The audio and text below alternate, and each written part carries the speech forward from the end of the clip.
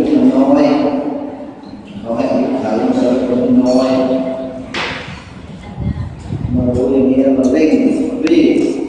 ทำคุณงามความดีสะสมบุญบารมีให้เต็มที่จุดอาไม่ทันนะอะไร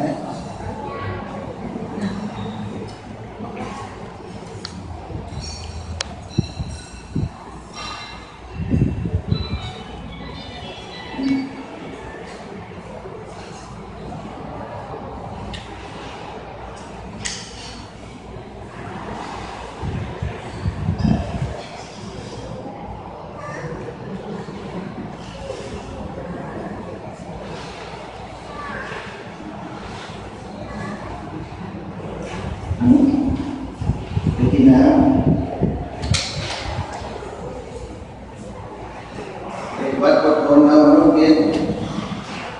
นั่งหลังตรงกินพุทโธไปก่อนพุทโธคนเดี๋ยวเสร็จแบบนี้เขาไปกินกับคุณแม่ไม่ต้องอดทนก่อนหรือว่ามันจะอยากกินอะไรก็กินไม่ต้องเวลาต้องใช้เวลาตัวเองอ้อนไม่ได้เวลาการอ้อนไม่ได้เวลาการโน่นดูพี่แพทย์สนุก